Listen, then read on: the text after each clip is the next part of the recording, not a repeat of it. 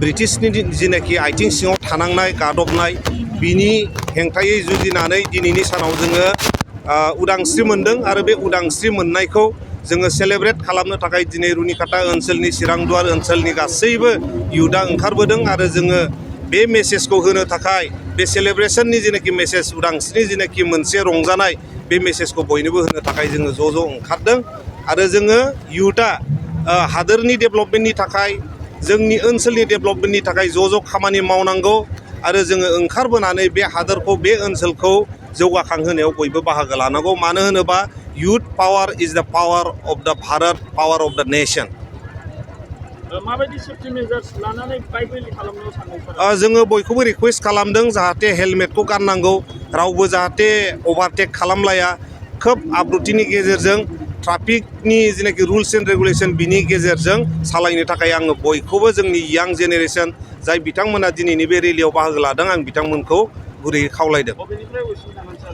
जोङो रुनिकाटानिफ्राय जागायनानै सान्तिपुरसिम थांगोन सान्तिपुरनिफ्राय बेंटल टुक्राझार हाबनानै काजलगाव ओंखारगोन सामथाइबारि जानानै आरोबाव रुनिकाटायाव फैनानै जोङो फोजोबगोन।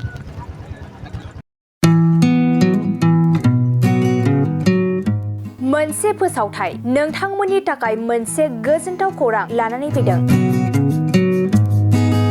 चिरां जिल्लानि सिङाव थानाय काजलगावनि सिफुं हटेलखौ गुवाहाटी नोगोरनि साखाथियाव थानाय सानसारियाव गोदानै मोनसे सिफुं हटेल ब्रान्च खुलिनाया नोंथांमोननि थाखाय गोजोनथाव खौरां लानानै फैदों।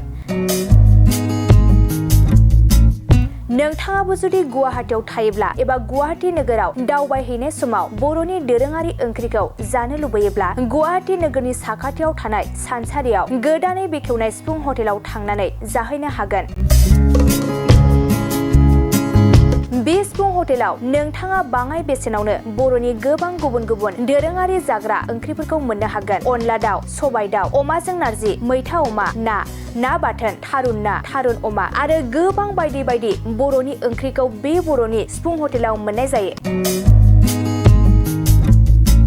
सोरबाफोर जुदि बे सिफुं हटेलाव बर'नि संनाय खावनायखौ जानो थाखाय सिगांग्रो अर्डार हरनोब्ला नैबे 9864747796 9954772037 जामबुं नम्बराव कल खालामनानै बुकिं खालामहरनो हागोन।